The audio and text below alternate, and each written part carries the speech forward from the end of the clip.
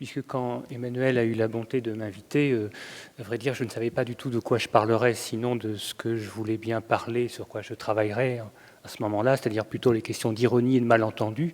Donc je me suis dit qu'il y aurait sûrement à dire à partir de là. Et le titre étant donné, le titre étant fixé et publié, je me suis retrouvé avec ce titre. Je n'ai rien changé à mon propos, sauf qu'en l'écrivant, m'est venu un titre, j'ose le dire, plus malin. Donc, je vous le propose, ça s'appellera « Le mal compris ». Je trouve ça rigolo. Le mal compris. Mais ce n'est pas autobiographique du tout, hein. Attention. La question du mal n'est pas un problème spécifiquement théologique. Lorsqu'elle n'est pas reconduite à l'exclusivité d'une question de physiologie, sa prise en compte relève d'un problème moral autant que politique, qui souligne essentiellement la difficulté qu'ont les hommes à ne pas se nuire les uns les autres. Aussi, la singularité de l'approche théologique ne consiste-t-elle pas à expliciter les raisons pour lesquelles les hommes sont entre eux si compliqués et agressifs? Tout autre est sa vocation. Parce que, comme son nom l'indique, sa raison d'être consiste à tenir un discours sur Dieu, ce qu'elle vise, du moins dans le cadre du monothéisme des religions révélées, c'est d'abord à comprendre le rapport que le Créateur entretient avec la réalité humaine du mal. Dieu crée les hommes subissent et font le mal. Paul Ricoeur, dans une conférence prononcée en 1985 à l'Université de Lausanne, a clairement et simplement résumé le problème. Dieu est tout-puissant, Dieu est absolument bon, pourtant le mal existe.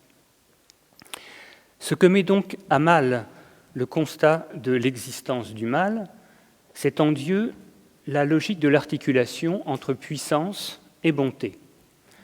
Or, si la théologie prend au sérieux ce constat, la question est de savoir comment elle peut ne pas mettre en difficulté jusqu'à l'existence même de Dieu.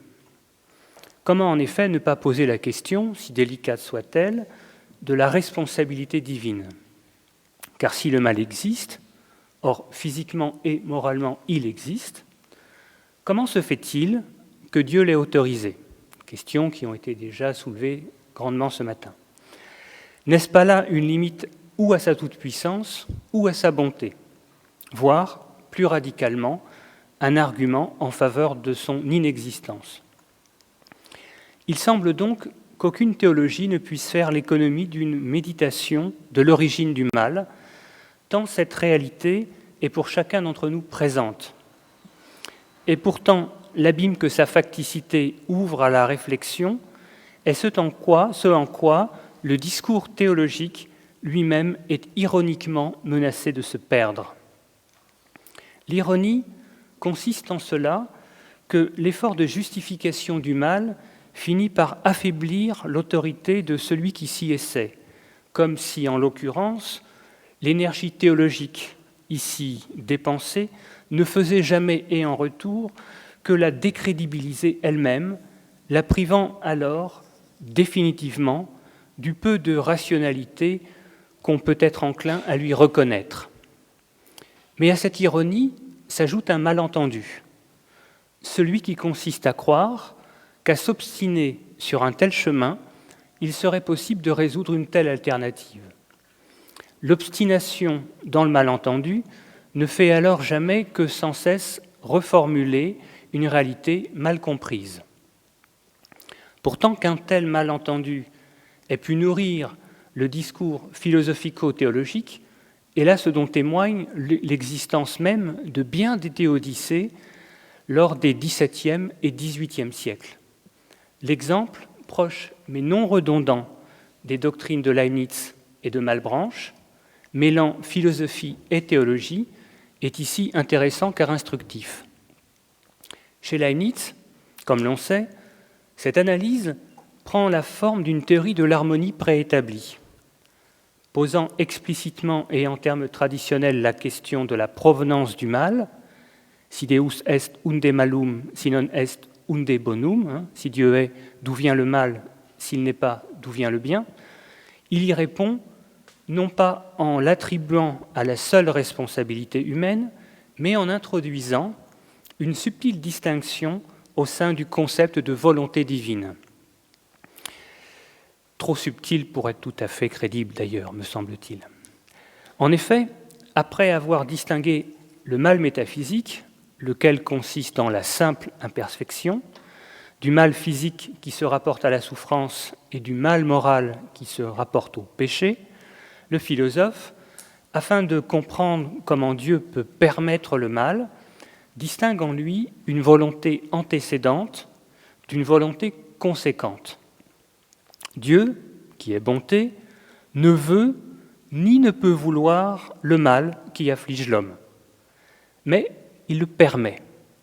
Et cette permission va avoir une incidence aussi bien morale que physique. Il faut, afin de comprendre à notre tour le sens de cette analyse, se rappeler de la règle du meilleur que le philosophe épris de système instaure afin de penser l'économie de la création divine. Dotant Dieu d'un entendement infini et le pensant comme infiniment bon, la question théologique initiale est pour lui celle de la création de ce monde fini. Or, comme l'on sait, son goût et sa science de la mathématisation, si propres à l'époque moderne, au sens historique du terme, vont lui fournir les moyens, du moins apparents, de résoudre ce mystère. Avant la création du monde, type de raisonnement qu'à en croire Luther, Augustin avait avant pourtant interdit en précisant qu'à ce moment-là, Dieu préparait alors l'enfer pour les curieux. Avant la création du monde, donc, l'entendement divin, nous dit Leibniz, procédait à des calculs, afin de concevoir le meilleur des mondes possibles. Or, ce meilleur des mondes étant le monde réalisé, c'est-à-dire ce monde nôtre que nous imaginons pourtant aisément perfectible, il fallait aux philosophes pouvoir le justifier comme étant le meilleur possible. Certes, ce monde connaît des limites, insuffisances et imperfections. Il serait difficile de le nier. Certes, Dieu, qui est aussi bon que tout-puissant, aurait pu en concevoir un autre, non soumis à de telles imperfections. Mais un autre monde, aux lois alors nécessairement plus complexes, n'aurait de ce fait pas été le meilleur, tant sa plus grande complexité, c'est l'argument leibnizien, ce serait pour nous payer d'une bien plus grande difficulté à le comprendre, donc d'une bien plus grande inintelligibilité. Dieu a ainsi créé un monde tel que nous puissions nous y reconnaître et surtout le reconnaître, lui, afin de le louer. Cette théodicée est donc aussi et fondamentalement une apologétique. Ce monde est donc le meilleur des mondes possibles. Et pourtant, en lui, le mal existe. Aussi s'agit-il de le justifier sans faire que sa réalité altère la perfection de la création divine. Or, c'est là qu'intervient une subtile distinction leibnizienne au sein de la volonté divine. Antécédemment, c'est-à-dire avant la création, Dieu qui est bonté veut tout le bien, dit Leibniz. Mais conséquemment, il veut le meilleur, qui est finalement sa façon réaliste, presque pragmatique, si j'ose dire, de vouloir le bien pour nous.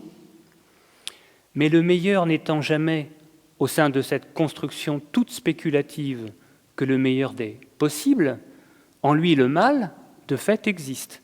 Dieu ne le veut donc que conséquemment. Qu'en est-il de la théodicée de Malebranche ?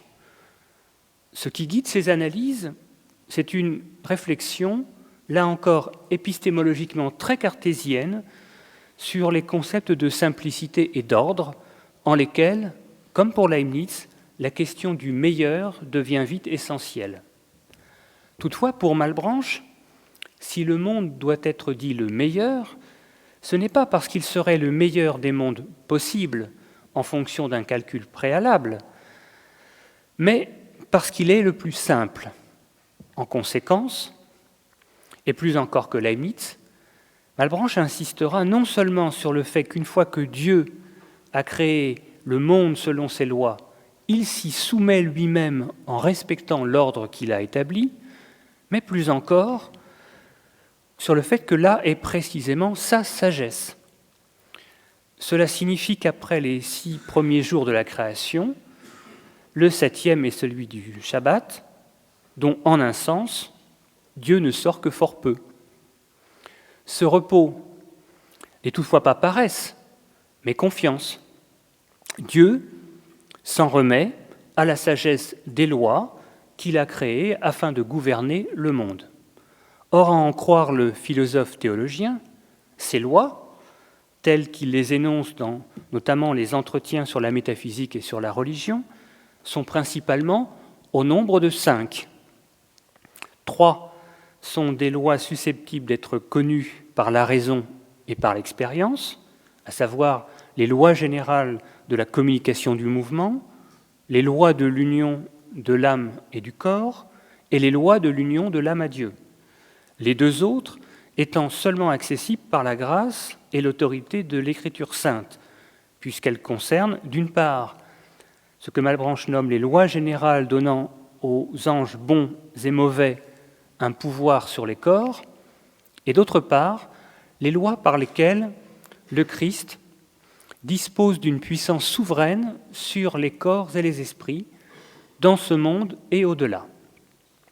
Si l'on ajoute à cela 3 autres groupes de lois, à savoir des lois caduques liées à ce qui se passait avant le péché ou avant l'incarnation, des lois essentiellement théologiques subordonnées aux 5 groupes préalables, et enfin des lois que Malebranche nomme lui-même inconnues et qui concernent le surnaturel, on dispose ainsi d'un ensemble de règles permettant d'interpréter simplement l'ordre du monde.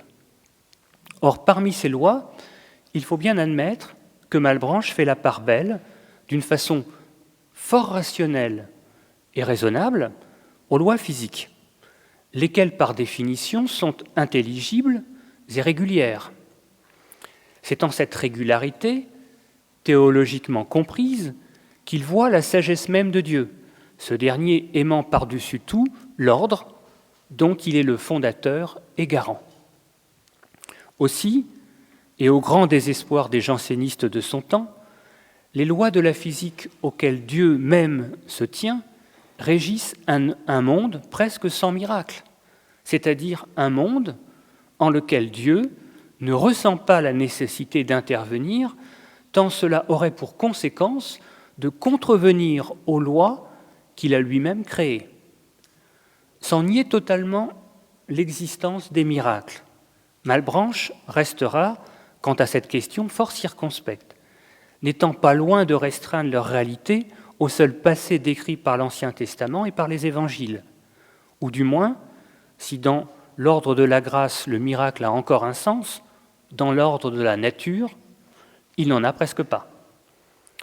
Comme on le constate, l'analyse philosophico-théologique menée par Malebranche, si elle ne recoupe pas pleinement celle de Leibniz, partage toutefois avec elle un même horizon épistémologique. Mais induit-elle pour autant les mêmes incidences quant à l'interprétation du mal ? Considérons d'abord la thèse leibnizienne. Ici, tout part d'une thèse métaphysique que sa complexité rend bien peu évidente, à savoir l'idée que Dieu veut le mal, ne veut le mal que conséquemment et non antécédemment. À cela s'ajoute l'idée d'une distinction entre une volonté divine seulement permissive, lorsqu'elle se rapporte au mal moral, et possiblement plus active lorsqu'elle se rapporte au mal physique. Tant Dieu, dira le philosophe, peut vouloir le mal, je cite, quelquefois comme un moyen. Or que Dieu permette le mal moral est déjà une pensée qui peut nous être aujourd'hui fort difficile à admettre. Difficile et peut-être même insupportable pour nous qui, hommes du XXIe siècle, savons l'histoire des nombreuses exterminations du XXe. Emmanuel Levinas a ainsi pu dire que la Shoah avait définitivement rendu impossible tout crédit à apporter à quelque théodicée que ce soit. Impossible, c'est-à-dire moralement insupportable, autant que puissamment irrationnel. Mais qu'en outre Dieu puisse, comme le dit Leibniz, souvent vouloir le mal physique, je cite encore, comme une peine due à la culpe, et souvent aussi comme un moyen propre à une fin, c'est-à-dire pour empêcher de plus grands maux ou pour obtenir de plus grands biens, fin de citation, voilà qui peut vite nous sembler ou monstrueux, ou irrationnel, ou les deux à la fois. Car entendons bien l'argument de Leibniz. Il ne s'agit pas ici de penser la douleur physique comme un symptôme que la nature de notre corps nous adresse afin de nous prévenir d'un danger plus grand si nous ne le soignons pas rapidement. Mais comme il le précise clairement à la suite, il s'agit bien de punition et de purification. Je cite, « La peine sert aussi pour l'amendement et pour l'exemple, et le mal sert souvent pour mieux goûter le bien, et quelquefois aussi il contribue à une plus grande perfection de celui qui le souffre, une plus grande perfection de celui qui le souffre. » Et Leibniz, soucieux de montrer que le mal physique permis par Dieu n'est en rien aussi horrible que le mal moral produit par l'homme, d'avancer alors l'idée selon laquelle un seul Caligula ou Néron en a fait bien plus qu'un tremblement de terre.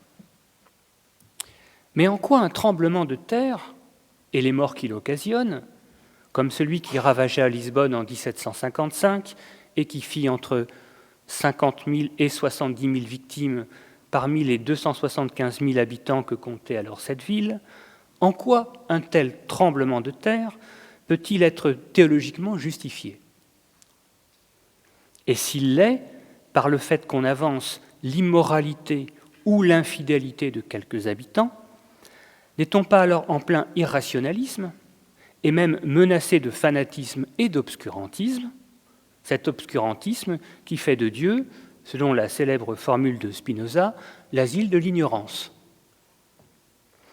Est en effet dangereusement irrationnelle la tentation qui consiste à voir dans toute action, qu'elle soit naturelle ou humaine, une épreuve que Dieu nous adresse ou un châtiment qu'il nous inflige. Formulée par un des philosophes les plus savants de son temps, qui, lorsqu'il s'efforce de comprendre le mal en s'aventurant sur les sentiers de la théologie, ne parvient qu'à justifier l'horreur, cette analyse de Leibniz ne nous confronte pas au moindre des paradoxes.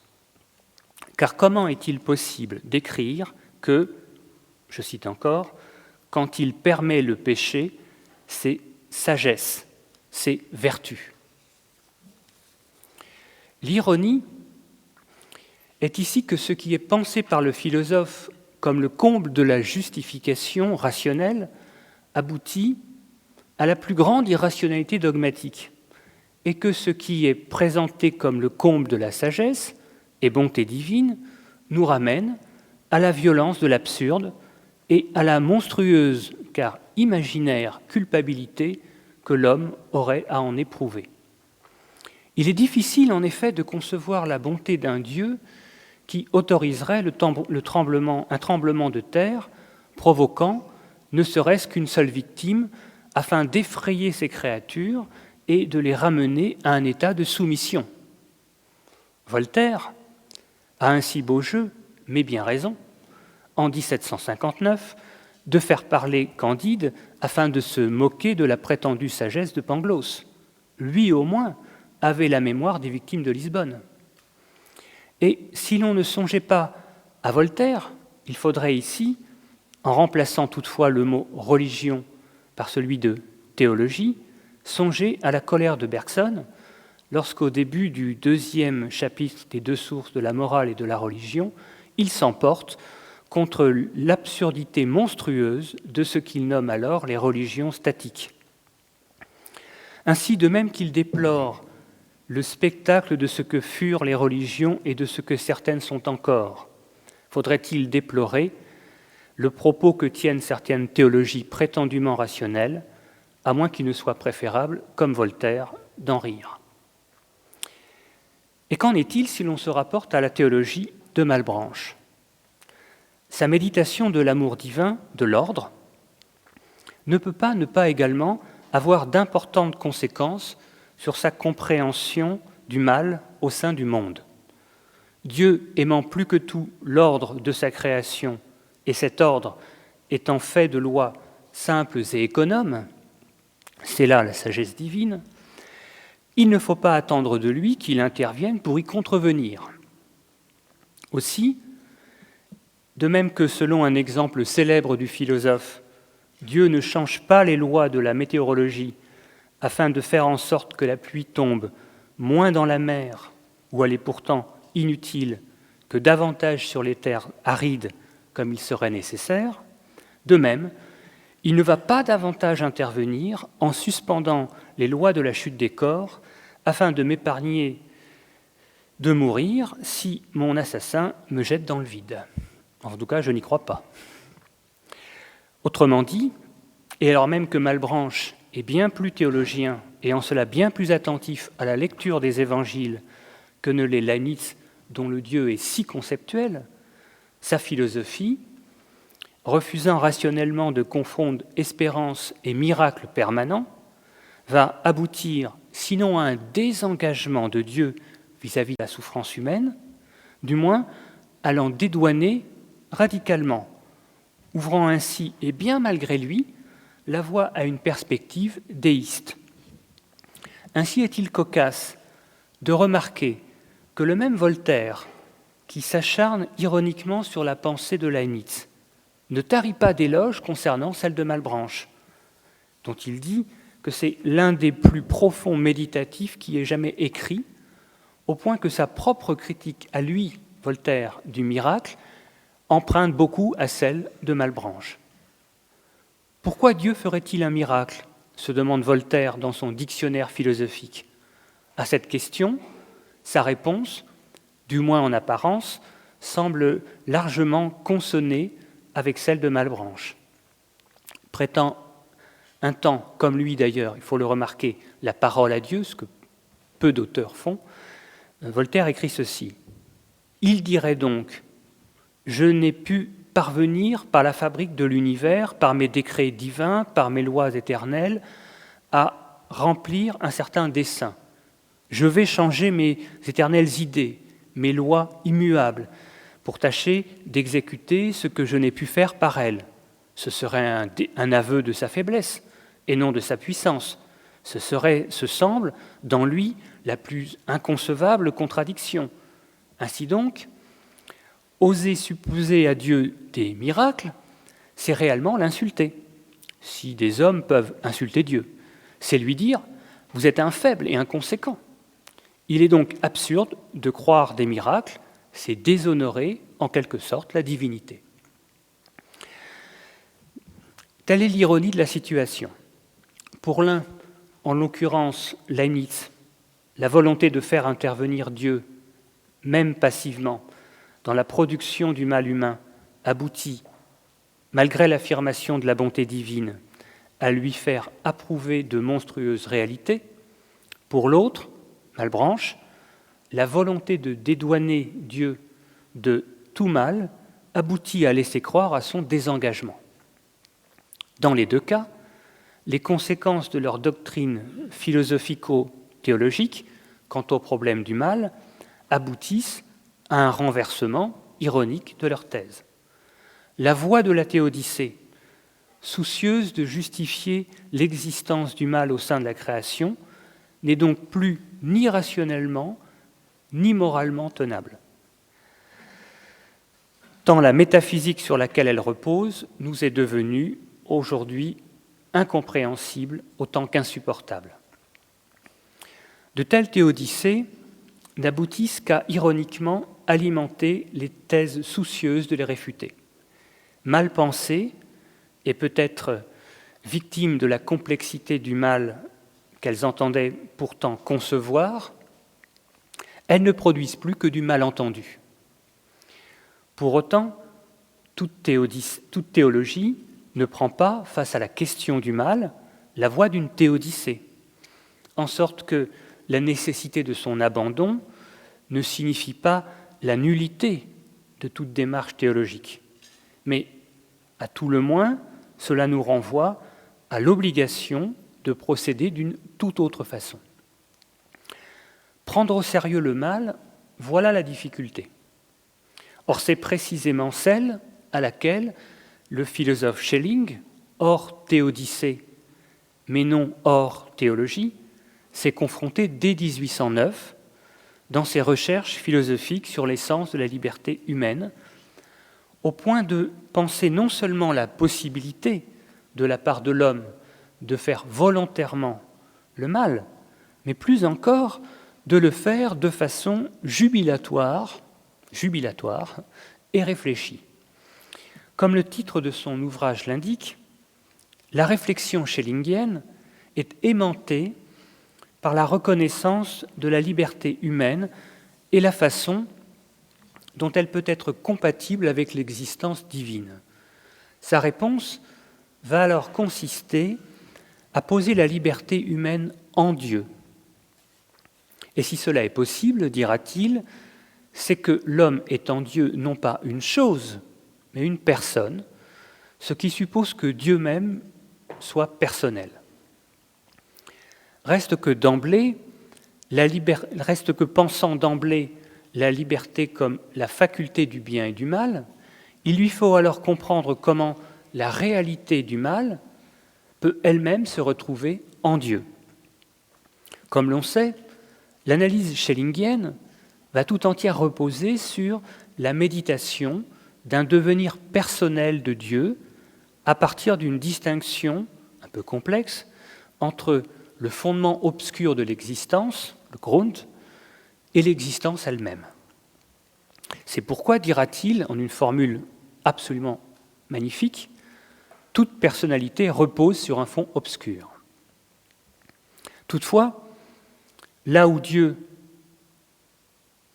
qui est lui-même personnalité, donc qui repose lui-même sur un fond obscur pour Schelling, là où Dieu, parce qu'il est amour, surmonte une telle obscurité, l'homme, du fait de sa finitude, y cède souvent et ne peut jamais définitivement prétendre en avoir fini avec la possibilité du mal. Mais si le mal est lié à la liberté humaine et que la liberté de l'homme n'est qu'en Dieu, que faudrait-il pour que le mal n'eût jamais lieu ? À cette question, la réponse schellingienne est aussi limpide que déconcertante et admirable. Pour que le mal ne soit pas, Dieu même devrait ne pas être. Ce propos stupéfiant de Schelling ne consiste pas à rendre Dieu responsable du mal, ni même à dire qu'il ne fait que le permettre sans le vouloir ou encore qu'il s'en détourne. D'une toute autre façon, il s'agit ici d'entériner la radicale facticité et irréductibilité du mal. Comprenons, si tout est en Dieu, si Dieu est personnellement le tout, et que le mal est potentiellement en tout, alors, c'est très logique, seule l'impossible possibilité de supprimer le tout, c'est-à-dire pour Schelling Dieu même, supprime le mal.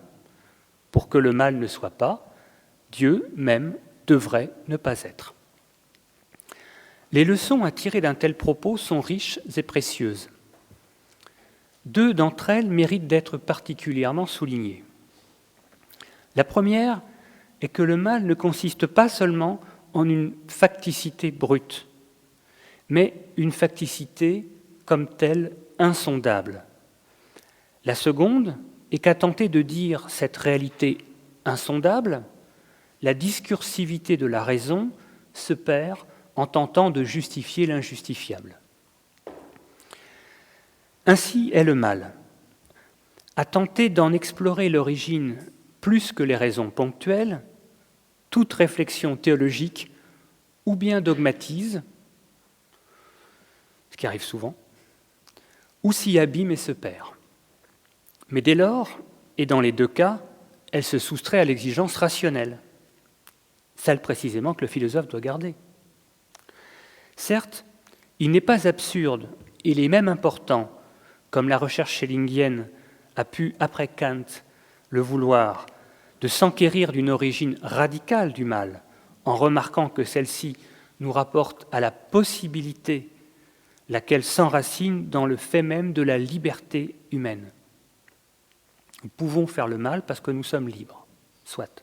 Et pourtant, une fois que cela est rappelé, reste toujours la question de savoir quoi faire d'un tel constat, autrement dit, de savoir pourquoi, étant libres, les hommes font le mal plutôt que le bien, et puisque la question est ici théologique, comment il se fait que Dieu ait rendu cela possible? Aussi, lorsque les théologiens s'emparent du problème, la tentation est grande, les théodicées nombreuses en témoignent jusqu'à aujourd'hui, de vouloir justifier l'injustifiable. C'est pourquoi, d'une part, comme j'ai pu le suggérer ailleurs, le mal ne peut rationnellement être pensé que par ses effets. D'autre part, le malentendu qu'il génère consiste à croire qu'il est possible d'en prendre la mesure et d'en nommer le principe. Si les théodicées ne sont plus acceptables, c'est donc en raison de leur faux témoignage. Convoquant Dieu dans un processus de justification, elles ne font qu'ironiquement obscurcir le problème et produisent une délégitimation de la croyance religieuse. En effet, une justification, afin d'être convaincante, doit pouvoir être rationnelle. Or, d'une part, la croyance en Dieu n'est pas un acte de raison, mais de foi, et d'autre part, la logique du mal relève tout autant d'une passion irréfléchie et pulsionnelle que d'un calcul des intérêts. En cela, la reconnaissance de l'injustifiable irrationalité du mal signifie qu'il n'y a pas de théologie rationnelle, et encore moins pas de théodicée rationnelle, et peut-être pas de théologie rationnelle. Mais cela signifie-t-il dès lors la fin de toute analyse théologique, un tant soit peu réfléchie du mal, ou cela ne doit-il pas plutôt engager le théologien, et probablement le philosophe lui-même, comme Ricoeur avait pu le signaler dans sa conférence magistrale, à mon sens, de 1985, à le penser autrement. Penser le rapport au mal autrement qu'en termes de justification, tel est peut-être bien ce que propose le récit biblique lorsque, dès la Genèse, il raconte une histoire qui s'efforce simplement d'en rendre compte. Celui-ci est, même si promptement le mal intégré à l'histoire de l'homme, qu'on peut le croire depuis toujours déjà présent. Ainsi, le récit de la création est-il à peine achevé que les épreuves du mal s'enchaînent. C'est le récit de la chute, Genèse 3, du meurtre d'Abel par Caïn, Genèse 4, et le constat par Yahvé de la méchanceté de l'homme, Genèse 6, 5. Mentionner le mal en le relatant n'est certes pas le penser. En cela, une telle parole ne peut pleinement satisfaire l'exigence philosophique, laquelle est née du désir de substituer l'explication au seul récit, la raison à la seule croyance. Mais tel n'est pas le propos de la Bible. Aussi, lorsqu'il s'agit de penser le rapport de Dieu au mal, il convient de commencer par accorder crédit, sinon à ce que dit le texte religieux, ce n'est pas un souci de philosophe ça, du moins à la façon dont il le dit, c'est-à-dire à son mode d'énonciation. Or, ce qui s'énonce ici à propos du mal est tendu entre deux extrêmes que sont l'origine et l'eschatologie, soit entre une logique en laquelle dans le récit, l'existence du mal est factuellement constatée, il y a le mal, et une logique en laquelle, dans l'espérance, il est religieusement pardonné, sachant que ces deux pôles sont indissociables l'un de l'autre. En effet, de même que le pardon comme le rachat n'ont de sens que s'il y a quelque chose à pardonner ou à racheter, de même, la mention d'une faute originelle requiert l'espérance du salut, faute de quoi l'absurdité le dispute à la désespérance. Or, penser le tout, y compris le mal, entre création et rachat, tel est précisément ce à quoi s'attache le récit biblique. En relatant l'histoire immémoriale du mal, physique comme moral, en l'exposant au sein de la Genèse, le récit mythologique de la Bible donne sens à la cruelle facticité de son évidence. Il transforme sa découverte, le plus souvent absurde, en une histoire qui, sans nécessairement rien expliquer, raconte, pourtant, comment cela s'est produit, mais également comment cela peut être surmonté. Et c'est là la vocation essentielle de ce récit, comme peut-être de tout récit, tel qu'à un peu plus d'un siècle de distance, Schelling et Ricoeur, chacun à sa façon, ont pu le comprendre. Tous deux, en effet, sans renoncer à la puissance d'analyse du concept, ont su penser l'enjeu du récit au sein de la parole philosophique. L'un, afin de concevoir en une philosophie alors nommée positive l'existence de Dieu sans avoir à la prouver, c'est la pensée schellingienne. L'autre, afin de comprendre comment des processus de légitimation peuvent être proposés lors même que l'objet auquel on se rapporte n'a rien de rationnel. Ainsi, au sein d'un tel processus, le récit vient-il se substituer à une rationalité défaillante, sans toutefois pouvoir y remplir la même fonction. En effet, ce qui est ici certain, c'est que le mal existe, que nous en souffrons et qu'il est difficile de ne pas le propager. Qu'il nous est difficile de ne pas le propager. Or, face à ce constat, le récit biblique s'efforce de ressaisir le mal en lui donnant, certes possiblement sens, comme épreuve au sein de l'expérience vécue, et ceci dans un horizon qui n'est jamais entièrement libre de toute perspective morale culpabilisante, mais sans toutefois jamais en énoncer une claire justification rationnelle. De la sorte, ce qui est légitimé, ce n'est pas tant le mal lui-même que le récit qui nous le rapporte. Le récit est donc ce par quoi, au sein de la Bible, la violente absurdité du mal peut prétendre trouver sens parce qu'il est compris entre origine et espérance. Ici, compris veut dire situé dans l'espace du récit et non rendu transparent à la compréhension. Le mal reste insondable et sa mesure n'est jamais liée qu'à l'irrationalité de ses conséquences imprévisibles. Toute analyse qui prétend rationnellement le maîtriser ne fait que se heurter à son ironie dévastatrice, tant l'abîme de sa réalité pousse aisément celui qui s'y confronte, comble de l'égarement, à vouloir légitimer l'illégitime. Et c'est pourquoi le mal, bien entendu, est le mal compris dans l'espace du récit. Je vous remercie.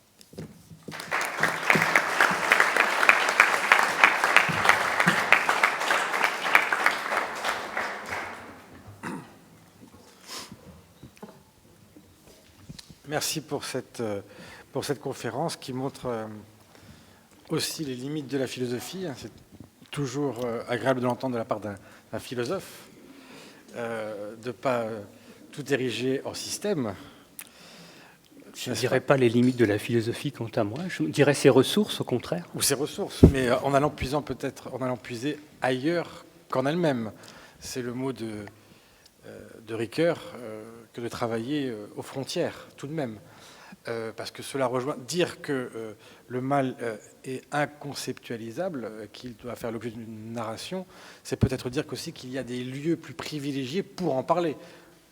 Il y a le mythe, la Bible, le roman, c'est la thèse de Pietro Citati, je crois. On peut renvoyer aussi à Bataille, la littérature et le mal. Enfin, en tout cas, il y a peut-être des lieux plus privilégiés, mais qui sont autant de ressources. Y a-t-il des questions dans la salle ?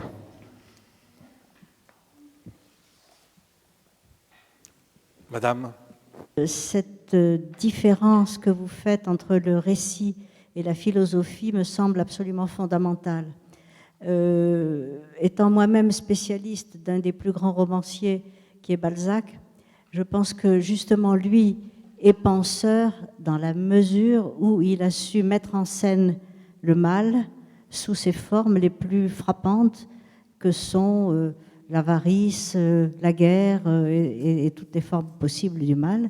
Et j'ai d'ailleurs montré qu'il était très inspiré par la Bible et que la forme même qu'il a choisie est une forme biblique avec récurrence de personnages, avec intrigue reparaissante. Et je suis vraiment très, très reconnaissante à votre communication d'avoir mis en évidence de façon aussi forte l'aporie de la philosophie et la légitimité du récit. Merci.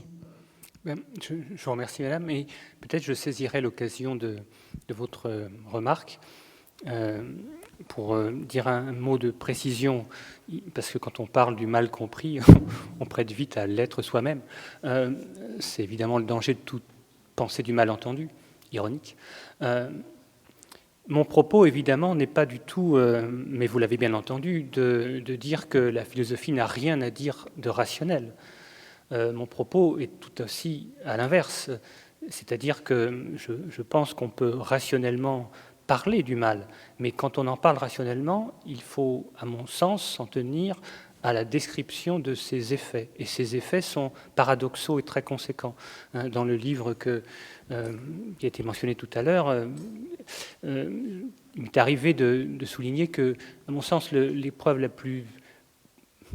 pas la plus, parce que dans l'ordre du mal, il n'y a pas de plus. Mais une des épreuves douloureuses du mal qu'on peut faire, c'est pas quand le mal produit du mal, c'est quand du mal naît un bien. Ça, c'est une épreuve hautement paradoxale.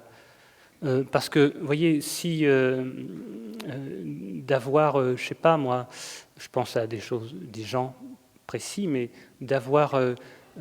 d'être né de parents dont chacun est mort en déportation, c'est enviable d'être né ou c'est pas enviable? Si les parents n'étaient pas morts en déportation, chacun séparément n'était pas mort en séparation, le couple ne se serait pas trouvé hors des camps après, survivant, l'enfant ne serait pas né. Donc oui, il y a des situations où le mal vraiment naît, enfin d'un mal naît un bien sans que ce bien qui naît d'un mal soit dialectisable. Je ne pense pas que du mal naît un bien. Je pense que c'est difficile de vivre avec une provenance douloureuse. Or, l'ironie du mal est qu'il n'est jamais tout à fait là où on l'entend. C'est ce que Jean Kelevitch nomme admirablement la loi d'avalanche. La loi d'avalanche est par définition imprévisible. Alors, de cela, il est possible de parler rationnellement. Et quand je dis ça, par exemple, ça veut dire qu'on peut élaborer non seulement une théorie rationnelle des effets du mal, mais une psychologie du mal, et que nous avons besoin de sérieux, de rationalité pour en parler. Mais là où, me semble-t-il, le mal, la rationalité est inopérante sur la question du mal, c'est si elle s'efforce d'en remonter à l'idée d'un principe, d'une origine. Et je constate qu'un des écueils, me semble-t-il, de toutes les théologies qui se veulent des théodicées, c'est d'être tenté par cette régression en amont sur un principe. Or, là, l'ironie se joue à plein, c'est-à-dire quand on tente de répondre à la question de l'origine et du principe, on finit par justifier l'injustifiable. Donc il me semble que, paradoxalement, il y a une réponse théologique à cette aporie de la théologie, c'est tout simplement le récit, et le récit, il est d'abord biblique. Le récit biblique ne présente pas tellement une origine du mal. Il décrit une provenance qui est un constat, une facticité, il y a le mal depuis toujours déjà, et puis un horizon. Et entre les deux, l'espace d'une compréhension, mais d'une tension dynamique en quelque sorte. Or ça, c'est le propre, je crois, du récit. Mais ça ne veut du tout pas dire que la philosophie rend les armes, parce que je me permettrais de préciser que c'est un philosophe qui le dit, enfin, j'espère l'être un peu. Donc c'est philosophiquement, rationnellement penser cela, et pas rendre les armes en disant c'est incompréhensible, il n'y a rien à comprendre. Non, non, il y a beaucoup à comprendre, mais en comprenant que c'est peut-être pas en répondant ou en prétendant répondre à la question de l'origine qu'on entreprend la question du mal. Donc c'est pourquoi je jouais malicieusement sur le terme de compréhension.